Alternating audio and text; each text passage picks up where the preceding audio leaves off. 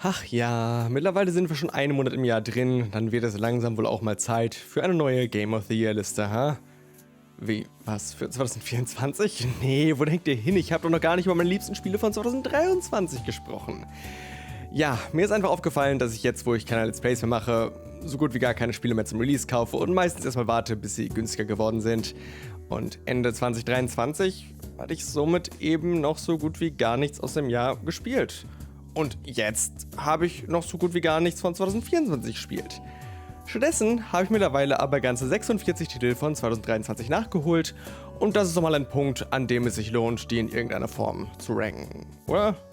Point being, who cares, wann ich Videos hochlade. Der Kanal ist algorithmustechnisch eh im Eimer, hier wird nichts mehr draus.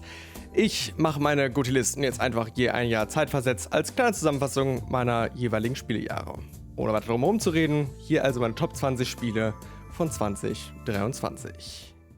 Auf Platz 20, wow, jetzt habe ich wirklich dreimal 20 in Folge, sag jetzt viermal und gleich fünfmal. Auf Platz 20 hat es noch knapp auf die Liste geschafft. Lies of P. Ein Souls-like oder, um noch etwas spezifischer zu sein, eher ein Bloodborne-like von einem koreanischen Entwickler, der meines Wissens nach vorher nur an Free-to-Play Mobile Stuff gearbeitet hat, wie es da ja auch irgendwie üblich ist. Und ja, das hier war dann jetzt ihr erstes großes Singleplayer-Spiel, weswegen ich vor Release auch noch ziemlich skeptisch war, ob das denn wirklich was werden kann.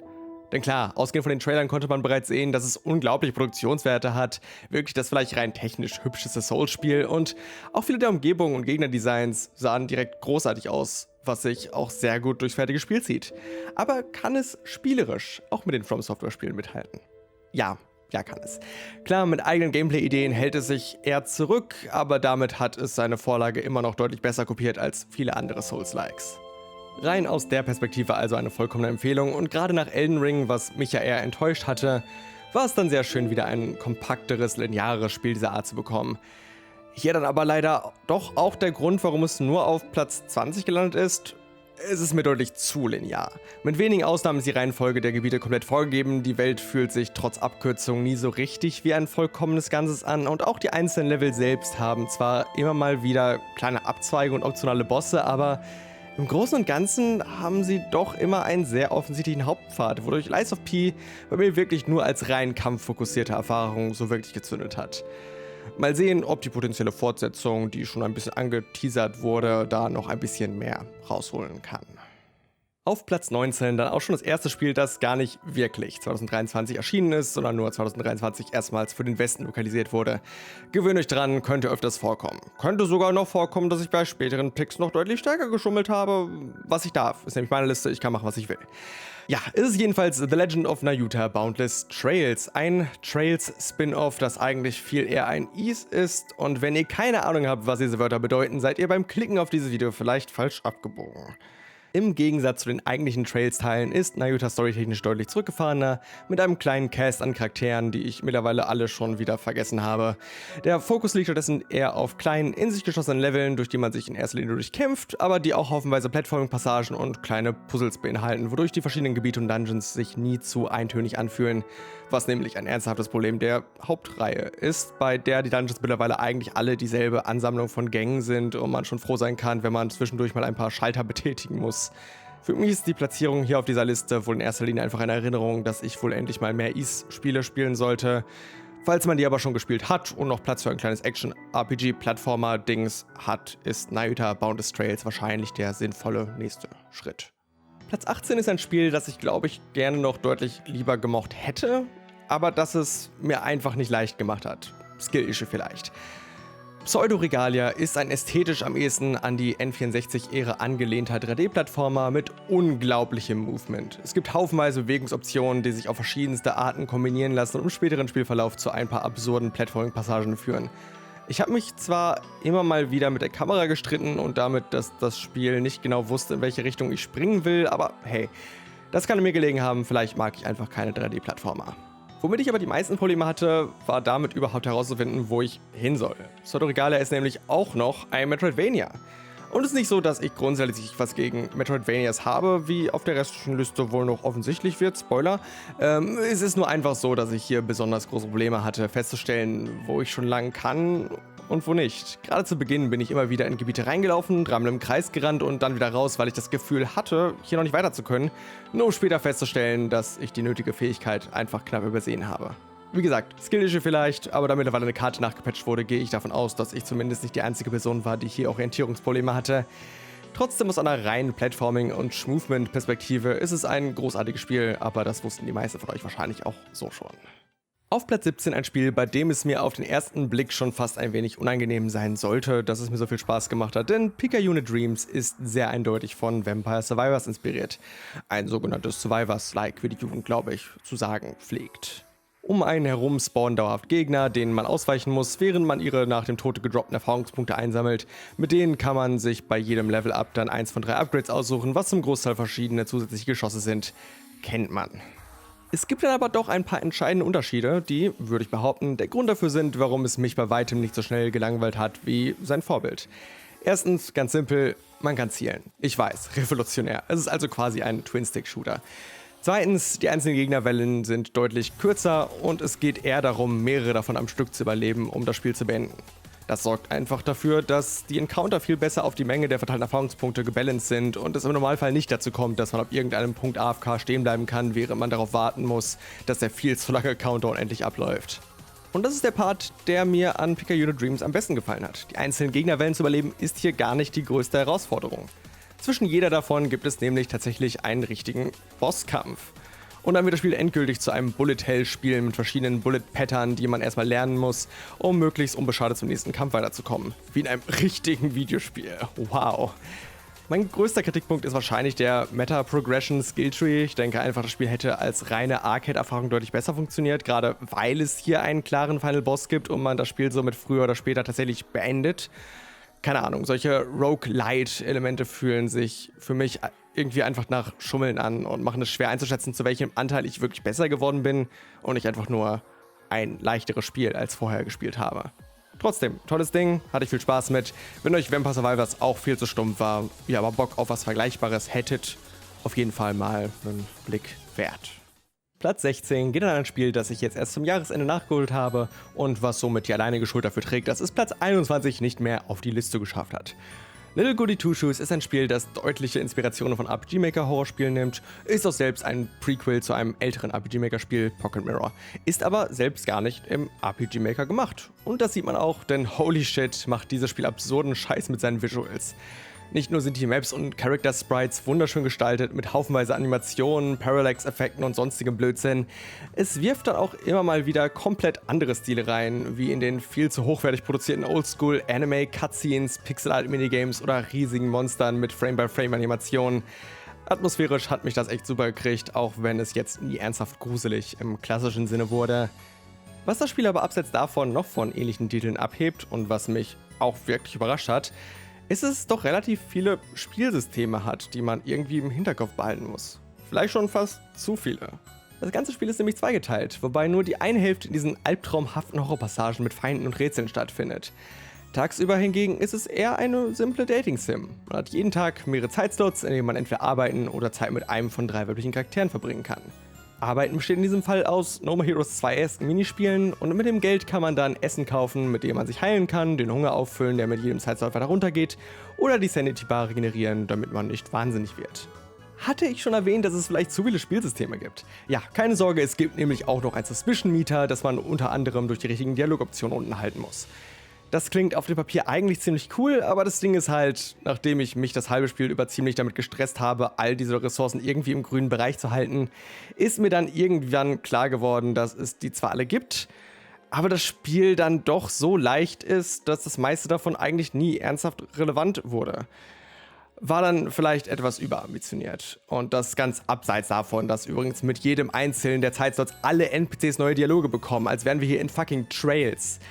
Abseits von diesem kleinen System-Overload habe ich das Spiel aber wirklich genossen und hey, Girls Love Dating Sim Horror, vielleicht bin ich biased, aber bei dem Pitch konnte man halt wirklich nicht mehr viel falsch machen, oder? Auf Platz 15 das einzige Multiplayer-Spiel der Liste. Mit anderen Worten, wow, ich habe wirklich keine Freunde.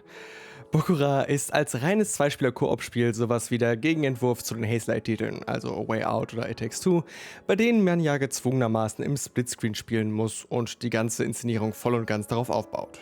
Bei Bokura hingegen darf man ganz explizit nicht im Splitscreen spielen, da es nämlich im Kern um zwei Charaktere geht, die die Welt vollkommen unterschiedlich wahrnehmen. Bei einem sieht die Welt wie ein, weiß ich auch nicht, Märchenwald aus, in dem Menschen wie anthropomorphe Tiere aussehen und viele Objekte wie Spielsachen. Beim anderen ist alles dystopisch Sci-Fi-esque gestaltet mit Robotern und riesigen Metallgerüsten. Das ist aber kein rein ästhetischer Reskin, sondern sorgt vor allem dafür, dass bestimmte Hinweise oder sogar ganze Objekte nur für einen der beiden Spieler sichtbar oder verwendbar sind. Das Ganze ist also eigentlich ein recht simpler Puzzle-Plattformer, der erst dadurch so richtig interessant wird, dass man sich gegenseitig erstmal beschreiben muss, was man überhaupt sieht, was immer mal wieder zu überraschenden Missverständnissen führt, weil man dann doch nicht damit rechnet, wie anders der Bildschirm des Mitspielers gerade aussieht und das eine oder andere Detail dann doch einfach auslässt. An einigen Stellen fühlt es sich dann schon fast wie ein halbes Keep Talking and Nobody Explodes an, wenn ein Spieler schon vollkommen damit ausgelastet ist, dem anderen Anweisungen zu geben und zu überlegen, wie man die denn ansatzweise verständlich formulieren soll, ohne überhaupt zu wissen, was dieser gerade sieht. Ich habe Bokura mit der lieben Miki von Anime Slam gespielt, einem Anime-Podcast, bei dem ich auch schon ein paar Mal zu Gast war, um mal eben das Shoutout untergebracht zu haben. Und wir hatten da beide richtig viel Spaß mit und haben es, glaube ich, auch direkt in einer Session durchgespielt. Also ja, große Empfehlung, wenn ihr mit mindestens einer Person befreundet seid. So wie ich hin und wieder über Paranormal Side gesprochen habe, wird es einige von euch vielleicht überraschen, dass es das gerade mal auf Platz 14 geschafft hat. Aber ich möchte hier erstmal festhalten, dass sich an meiner grundlegenden Meinung nichts geändert hat. Paranormal Side ist die visuell und inszenatorisch wahrscheinlich eindrucksvollste Visual Novel, die ich je gelesen habe. Und gar nicht nur, weil hier offensichtlich mehr Budget drin steckt, als man es vom Genre-Durchschnitt kennt. Ich würde sogar sagen, dass man hier, was die reine Menge der Assets angeht, relativ sparsam war. Es gibt kein einziges Event-CG, die Character-Sprites sind kaum animiert und die Hintergründe sind auch, in Anführungszeichen, nur gefilterte Fotos. Viel eher wurden einfach unglaublich kreative Wege gefunden, um diese Assets zu verwenden. Charaktere stehen nicht einfach wie in den meisten Visual Novels nebeneinander, sondern wurden dynamisch in dreidimensionalen Szenen angeordnet, sodass Charaktere mal weiter hinten und vorne, oben oder unten stehen, während die Kamera ständig neue Perspektiven auf sie zeigen kann und so gut wie dauerhaft hin und her fährt, mal in atmosphärischen Longshots, mal in dramatischen Close-Ups.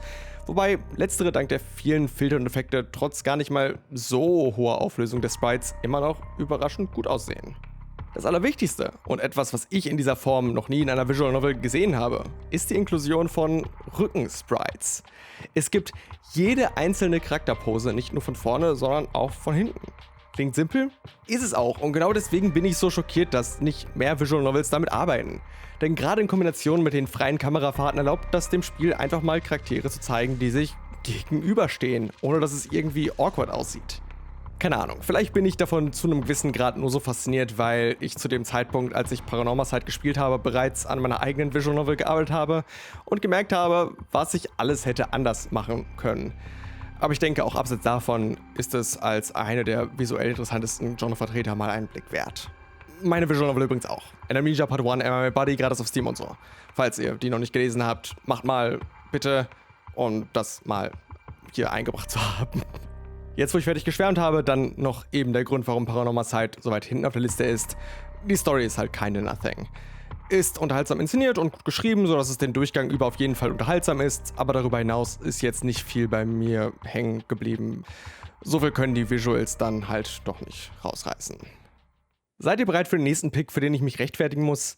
Auf Platz 13 habe ich Honkai Star Rail gepackt. Ja, ein geiles Spiel.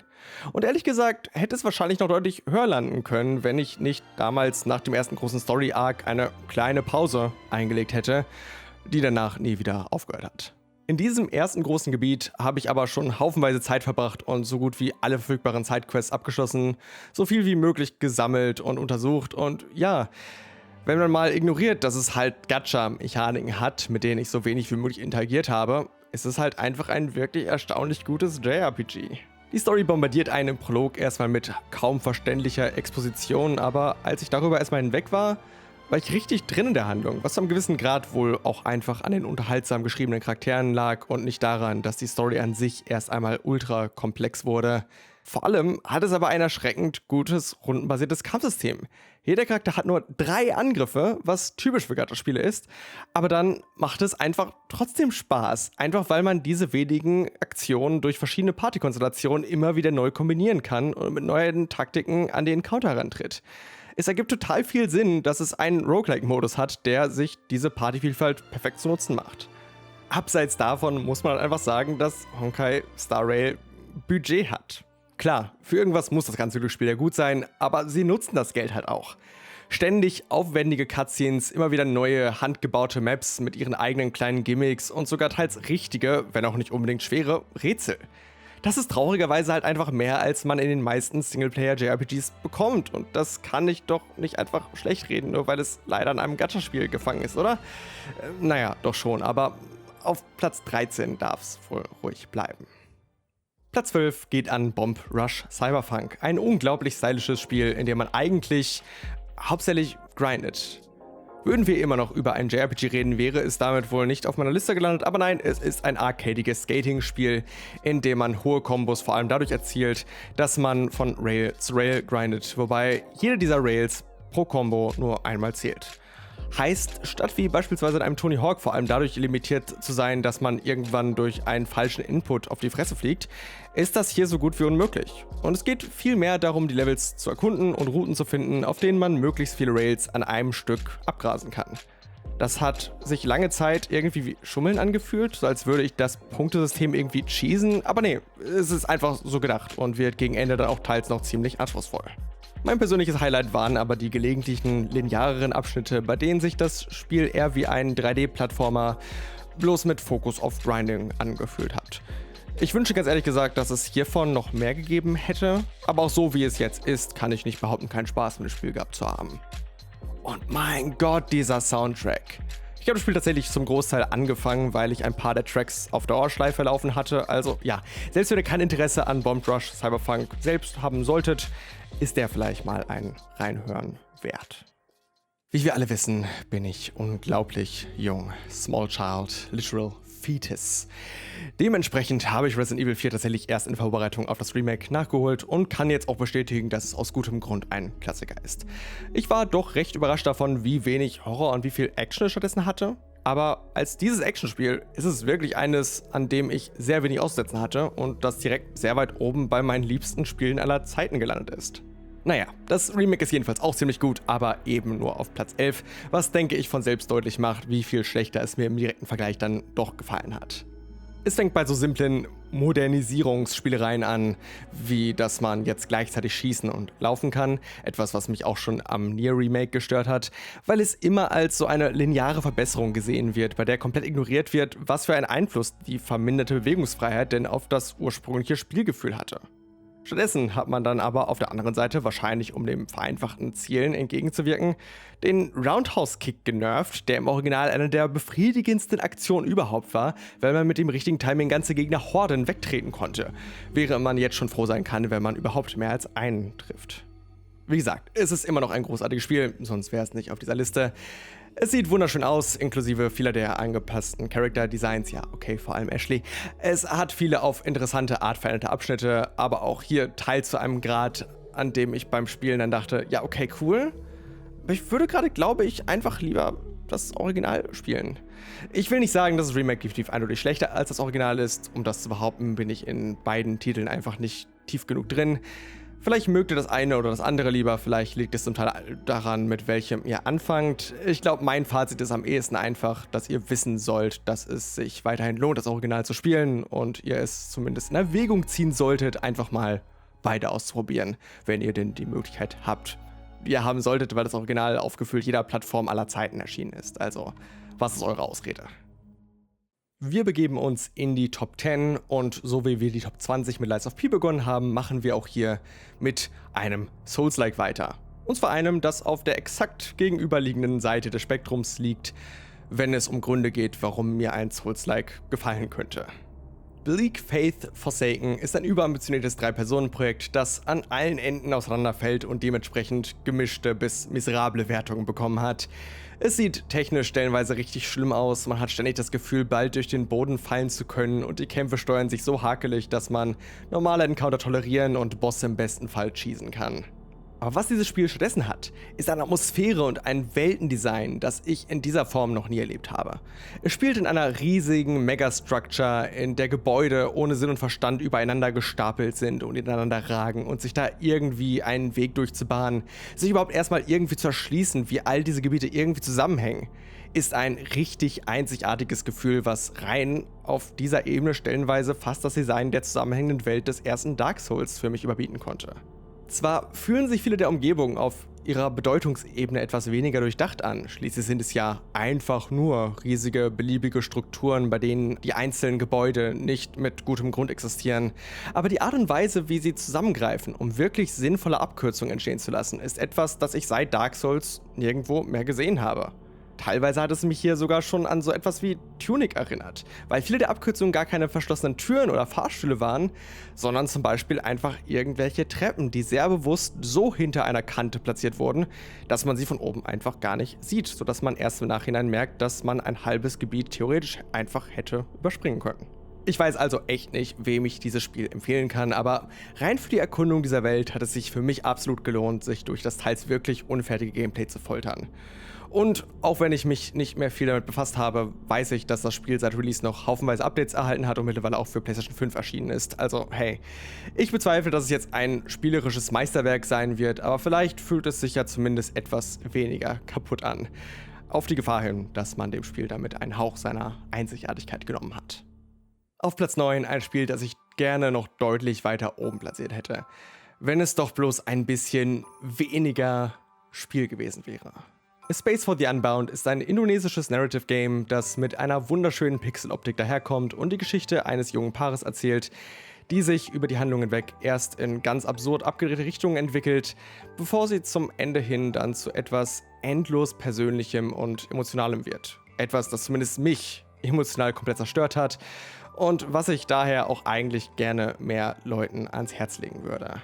Der Weg dahin ist leider von mal mehr und mal weniger interessanten Rätseln und Minispielen gespickt, die im Kontext von mal mehr und mal weniger thematisch relevanten Side-Stories erledigt werden müssen, bevor dann wieder die eigentliche Haupthandlung vorangetrieben werden kann. Und ich verstehe, warum das passiert ist. Natürlich tue ich das. Das Spiel geht halt nur seine 10 Stunden. Und hätte man den ganzen Kram, der nur wenig zur eigentlichen Handlung beiträgt, gestrichen, wäre davon wahrscheinlich nur noch die Hälfte übrig. Wie soll man das denn verkaufen? Ich sage also mal wieder, I want shorter games with worse graphics made by people who are paid more to work less and I'm not kidding. Diesem Spiel hätte es gut getan, aber hey, das soll nicht heißen, dass die Side-Stories alle für die Tonne sind und das Spiel deswegen unerträglich gestreckt wird. Bloß, dass ihr euch darauf einstellen müsst, dass der Titel seine Längen hat, die es meiner Meinung nach aber absolut wert waren für das, was das Spiel am Ende noch alles rausholt. Als Videospielfans seid es doch eh schon gewohnt, dass eure Zeit nicht respektiert wird, oder? Ich bin einer der wenigen Personen, die von Breath of the Wild zu Release eher enttäuscht waren. Zu groß und leer hat sich die Spielwelt für mich angefühlt, zu unspektakulär waren die Dungeons, zu repetitiv die Schreine. Ich war noch nie ein großer Open-World-Fan, aber wenn ich von anderen gehört habe, dass sie Breath of the Wild als eines der wenigen Spiele ansehen, die Open-World-Design richtig gut umgesetzt haben, habe ich nie so wirklich verstanden, was sie damit meinen. Umso schöner, dass es Tears of the Kingdom auf Platz 8 geschafft hat, obwohl es zu großen Teilen genau dieselbe Open World bietet. Genau deswegen bekomme ich von vielen Seiten auch eher das Gegenteil mit, dass sie Tears of the Kingdom nicht mehr so sehr gepackt hat, weil sie wenig interessiert daran waren, eine stellenweise sehr ähnliche Spielwelt nochmal zu erkunden. Gerade deswegen vielleicht mein Glück, dass sich die Welt vom Vorgänger kaum bei mir eingebrannt hat. Ich möchte ehrlich sein. Zu großen Teilen hat das Spiel wahrscheinlich gar nicht so viel mehr bei mir geklickt, weil es tatsächlich besser ist, sondern einfach, weil ich mit einem anderen Mindset reingetreten bin und eigentlich gar nicht erwartet habe, dass es mir sonderlich gut gefallen würde. Oder zumindest nicht zu viel von der offenen Welt erwartet habe. Dass mir das Zusammensetzen verschiedener Objekte zu teils unglaublichen Konstrukten dann überraschend viel Spaß gemacht hat, war eher noch ein netter Bonus, der sich für mich dann doch sehr gut in den Sandbox-Ansatz des Open-World-Designs eingegliedert hat und für mich auf jeden Fall einen deutlich einzigartigeren Eindruck gemacht hat als alles, was Breath of the Wild bieten konnte. Klar waren viele der Rätsel dadurch viel zu simpel und leicht schießbar, aber gerade das war dann irgendwo auch Teil des Spaßes. Ich denke, wir werden so schnell kein klassisches Zelda mehr bekommen, schon gar nicht in 3D. Finde ich persönlich zwar weiterhin schade, aber solange sie mit dem nächsten Teil weiter in eine experimentellere Sandbox-Richtung vordringen, bin ich zumindest trotzdem interessiert dran. Und hey, ist vielleicht dann doch besser als Stagnation. What do I know? Gib mir bloß wieder bessere, größere Dungeons, alright? Auf Platz 7 landet mit Decarnation schon das zweite von RPG Maker Horrorspielen inspirierte Spiel, das nicht im RPG Maker entstanden ist. Once again featuring lesbians. Well, that's oddly specific, something two nickels. Warum es für mich so viel weiter oben gelandet ist ganz einfach. Die Story hat mich unglaublich gepackt.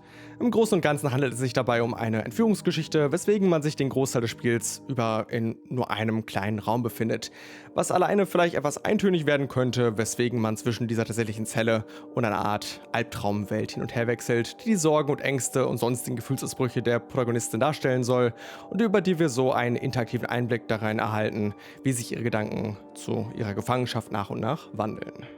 Und das hat für mich einfach super gut funktioniert. Ich wollte ständig wissen, wie es weitergeht, wie es noch schlimmer werden kann und es kann immer und immer noch schlimmer werden. Selbst wenn die Twists und Reveals mich nicht unbedingt so sehr überraschen konnten, wie sie es vielleicht gerne wollten, hat die Erzählung dafür umso besser als eine introspektive Character Study funktioniert, in der die Tiefen der Psyche der Protagonistin weit über ihre Entführung selbst hinaus beleuchtet werden. Wie auch bei Little Goody Two Shoes war die größte Schwäche für mich am ehesten das Gameplay. Das war hier zwar deutlich weniger ambitioniert, das ganze Spiel war vollkommen linear gehalten und es gab quasi überhaupt keine übergreifenden Spielsysteme. Stattdessen hat es sich aber teils sehr gimmicky angefühlt, mit Minispielen, die mal mehr und mal weniger gut zur jeweiligen Situation gepasst haben. Erneut, ich könnte wirklich gut damit leben, wenn Narrative Games sich weniger dazu gezwungen fühlen würden, irgendwelche semi-interessanten Spielelemente einzubauen, um sich als richtiges Videospiel verkaufen zu können. Aber ja, ich bin am Nitpicken, für die Erzählung alleine lohnt sich Decarnation voll und ganz und es geht auch nur so 5 bis 6 Stunden, also alleine deswegen erst recht eine Empfehlung, falls es euch vom Konzept her zusagt.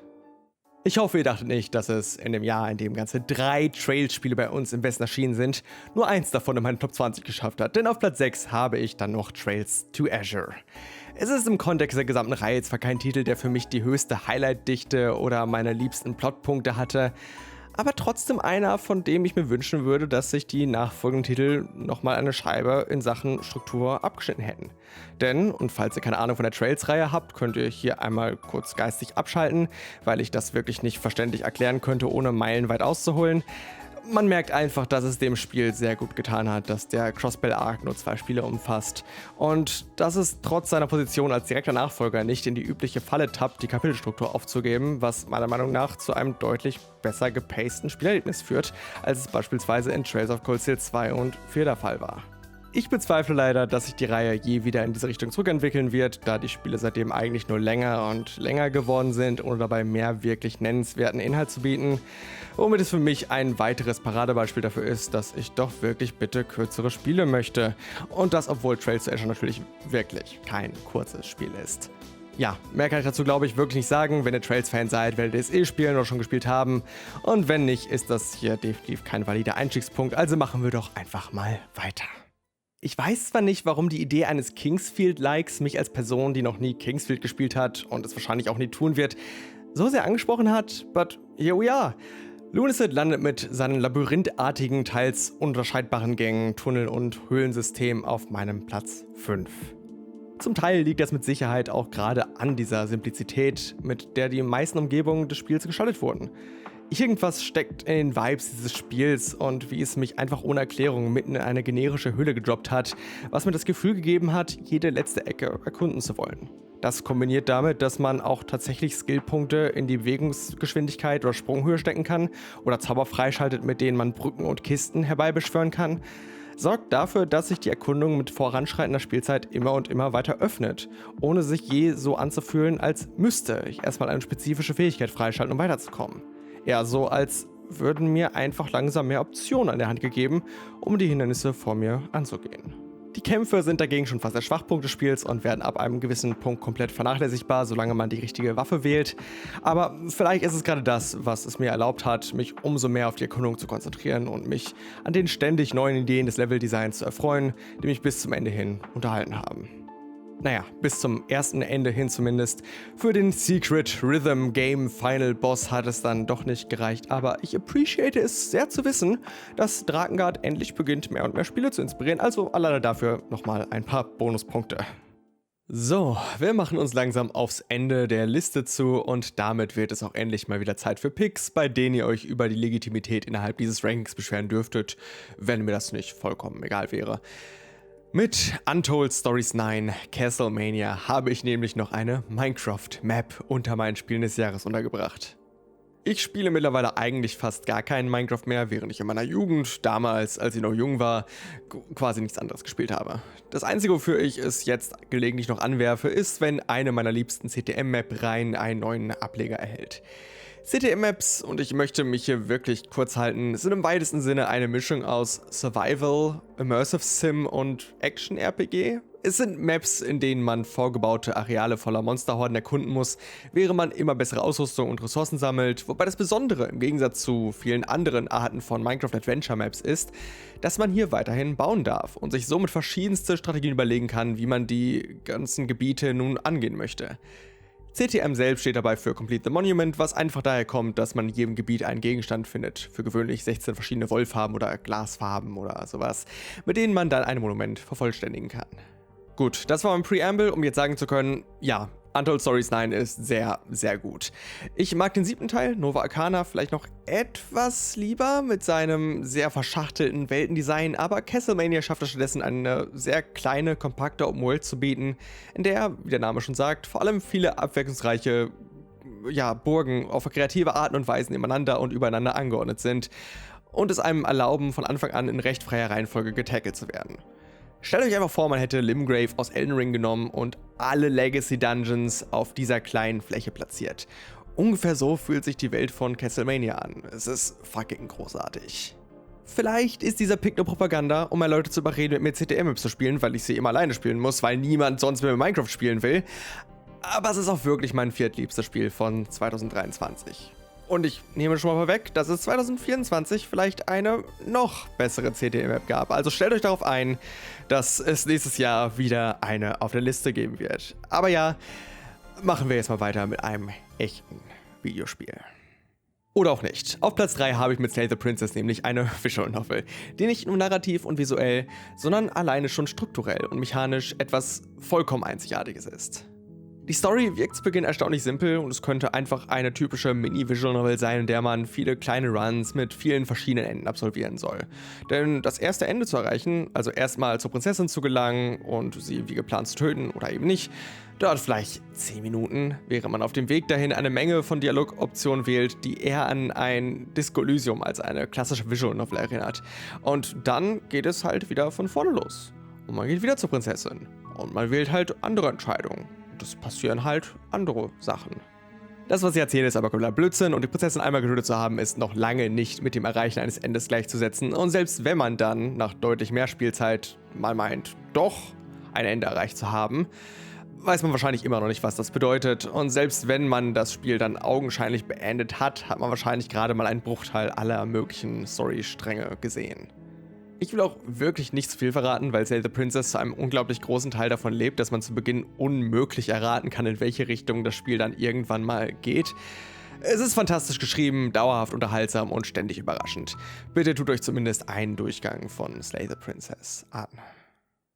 Auf Platz 2 habe ich mit Rusted Moss ein Metroidvania, das mich wirklich begeistert hat. Und ich nehme an dieser Stelle schon mal weg, dass der erste Platz zu einem gewissen Grad wieder geschummelt sein wird. Entsprechend könnte man sogar sagen, dass Rusted Moss mein Spiel des Jahres von 2023 ist. Wenn euch das denn aus irgendeinem Grund wichtig ist. Die größte Stärke des Spiels ist sein zentraler Fokus auf seinen physikbasierten Grappling-Hook, mit dem man sich an jeglichen bemoosten Flächen der Spielwelt festhalten kann, um sich nicht nur über Abgründe zu schwingen, sondern auch nach oben zu katapultieren, indem man ihn wie ein Bungee-Seil nutzt, um das Momentum des Falls mitzunehmen. Diese sehr freie Plattform-Mechanik wird durch Upgrades und verschiedene Schusswaffen nur noch mehr erweitert, sodass man zum Beispiel den Rückstoß der Schrotflinte nutzen kann, um sich noch viel weiter steuern zu lassen, was auf Dauer und gerade wenn man wirklich viel Zeit reinsteckt, sein Timing zu perfektionieren, zu absolut absurden Movement-Optionen führt, die weit über mein Skill-Ceiling hinausreichen. Also im Ernst, das Hauptspiel hat schon einige Passagen, in denen es sich eher in einen Präzisionsplattformer à la Celeste oder Super Meat Boy verwandelt. Aber es kam letztes Jahr dann noch ein Content-Update mit neuem Gebiet, was mir erst gezeigt hat, wie viel man theoretisch aus dem Movement rausholen kann, wenn man die Geduld dafür hat. Umso schöner, dass sich der Weg zu den Credits damit dann doch zurückhält, aber gleichzeitig trotzdem genug Spielraum dafür bietet, die verschiedenen Bewegungsoptionen auf kreative Art und Weise zu kombinieren, um sich beispielsweise gegen die teils echt spektakulären Bosskämpfe mit Bullet-Hell-ähnlichen Angriffsmustern durchzuschlagen. Dass die verschiedenen Fähigkeiten und Waffen hier hauptsächlich aufeinander aufbauen und sich die nach und nach öffnende Spielwelt dadurch deutlich organischer als eine Ansammlung von Schlüsseln und Schlössern anfühlt, ist nochmal eine Cherry on top für ein Spiel, das sich meines Erachtens nach auch abseits von seinem Metroidvania-Dasein schon so gut wie perfekt spielt und die Erkundung drumherum gar nicht nötig gehabt hätte, um eines meiner Highlights des Jahres zu werden. Okay, bevor wir zum ersten Platz kommen, reveal ich dann jetzt noch den Rest meiner Liste, wie auch schon auf der letzten GOTY-Liste. Ohne weiter darauf einzugehen, hier sind die Plätze 21 bis 46. Auf Platz 21 Xenoblade Chronicles 3 Future Redeemed, Platz 22 Armored Core 6 Fires of Rubicon, Platz 23 Void Stranger, Platz 24 Jusant, Platz 25 Trails and Reverie, Platz 26 Ghostpia Season 1, Platz 27 Class of 09 The Re-Up, Platz 28 Lethal Company, Platz 29 Fading Afternoon, Platz 30 Pizza Tower, Platz 31 Coffee Talk 2 Hibiscus and Butterfly, Platz 32 Atomic Heart, Platz 33 Replaced, Platz 34 Persona 5 Tactica, Platz 35 Humanity, Platz 36 Freak Hunter, Platz 37 Refined Self The Personality Test Game, Platz 38 Exoprimal, Platz 39 The Murder of Sonic the Hedgehog, Platz 40 Cocoon, Platz 41 Test, Platz 42 World of Horror, Platz 43 Cuke, Platz 44 It Gets So Lonely Here, Platz 45 Master Detective Archives Raincoat und auf Platz 46 Square Enix AI Tech Preview The Portopia Serial Murder Case. Ja, da hat Raincoat nochmal Glück gehabt, ha? Ich hätte es wirklich gerne auf dem letzten Platz gehabt, aber so kaputt war es dann doch nicht. Das muss ich leider zugeben. Also gut, kommen wir dann jetzt zu meinem ersten Platz, meinem Highlight von 2023. Boku no Natsuyasumi 2. Ein Spiel, das 2002 für die PlayStation 2 exklusiv in Japan erschienen ist und 2023 nun erstmals eine englische Fanübersetzung erhalten hat. Ja, wie gesagt, ist vielleicht ein bisschen geschummelt, aber wenn ich die für den Westen lokalisierten Trails-Spiele zähle, warum dann nicht eine Fanübersetzung? Aber Toasty, du hättest doch auch schon die Fanübersetzung für Trails to Azure spielen können. Okay, ja, shut the fuck up, I don't care, es ist meine Liste. Also, okay, genug Rechtfertigung. Wie kriege ich euch jetzt dazu, Boku no Natsuyasumi 2 zu emulieren? Die Boku no Natsuyasumi-Spiele sind eine Reihe nicht zusammenhängender, Cozy Games, so sehr ich den Begriff auch nicht wirklich mag, ist das vielleicht die passendste Beschreibung. In jedem davon begleitet man einen kleinen Jungen namens Boku über einen einmonatigen Ausflug während seiner Sommerferien hinweg, wobei das Spiel im Kern einfach aus dem Herumlaufen, mit verschiedenen Charakteren reden und irgendwie Viben besteht. Ja, es gibt auch ein paar Aktivitäten wie das Sammeln von Käfern, die man danach in Wrestling-Matches gegeneinander antreten lassen kann, dem Angeln oder als neues Feature im zweiten Teil dem Tauchen nach Schätzen. Das sind alles Sachen, mit denen ich Zeit verbracht habe und zu einem gewissen Grad lohnt sich das auch, wobei es darüber hinaus aber in erster Linie etwas für Completionists und Collector ist und das bin ich nicht. Für mich war es also in erster Linie einfach eine sehr entspannte narrative Erfahrung. Die Spielwelt besteht aus einer Reihe wunderschöner, vorgerendeter Hintergründe mit festen Kameraperspektiven, wobei die Zeit mit jedem Screenwechsel weiter voranschreitet. Die Orte, die man im Laufe eines Tages oder auch nur einer Tageszeit ablaufen kann, ist also begrenzt und somit auch die Anzahl der Ereignisse, die man innerhalb eines Spieldurchlaufs zu sehen bekommen kann. Die verschiedenen Charaktere haben nämlich alle ihre eigenen Storylines, auf die man zwar einen gewissen Einfluss nehmen kann, die aber zu großen Teilen auch einfach von selbst über den Monat hinweg stattfinden. Man muss also jeden Tag aufs Neue zu einem gewissen Grad abwägen, welche dieser Storylines man gerade aktiv mitverfolgen möchte, bei welchen es vielleicht neue Entwicklungen geben könnte und wo die entsprechenden Charaktere sich gerade aufhalten könnten. Ja, ich weiß, das klingt wie ein Albtraum für Leute, die unbedingt alles sehen wollen. Aber gerade weil ich genau das nicht bin, liebe ich dieses Konzept des Storytellings. Dieses Spiel hat für mich das erreicht, was Persona 3, glaube ich, erreichen wollte. I'm not sure, was Persona 3 wollte, außer langweilig zu sein. Sorry, musste sein. Punkt ist, Boku no Natsu Yasumi 2 ist ein Spiel, das mich sowohl mit seinen verschiedenen kleinen Storys selbst als auch mit seinem interaktiven Storytelling-Ansatz am Ende wirklich sehr persönlich bewegt hat. Und ich bin einfach sehr froh, dass ich dank der feinen Übersetzung jetzt endlich mal einen Teil der Reihe selbst erleben konnte. Im Gegensatz zu den meisten Leuten bin ich tatsächlich auch gar nicht über die großartige Action-Button-Review zum ersten Teil auf die Reihe aufmerksam geworden, sondern über den guten Björn aka Speckobst, der schon seit vielen, vielen Jahren von den Spielen schwärmt, um mit seinen japanischen Skills zu flexen. An der Stelle nur ein Shoutout an ihn, weil hier ja eigentlich nicht mehr so wirklich was an Videos kommt und ich euch jetzt einfach mal an ihn weiterreichen würde, wenn es um Gaming-Content geht. Der deckt ganz gut ähnliche Spiele ab, also passt das schon, denke ich. Hier sehen wir uns dann wohl spätestens nächstes Jahr mit meinen Top-Spielen von 2024 wieder. Vielleicht auch davor, man weiß es nicht. Ich weiß es noch nicht. Lasst mir gerne Empfehlungen für Spiele von 2024 da, die ich bis dahin noch nachholen sollte. Gerade irgendwelche Geheimtipps und ansonsten auch gerne welche von 2023, die ich eurer Meinung nach noch hätte spielen sollen. So oder so, vielen Dank fürs bis hierhin gucken und vielleicht bis irgendwann. Ciao.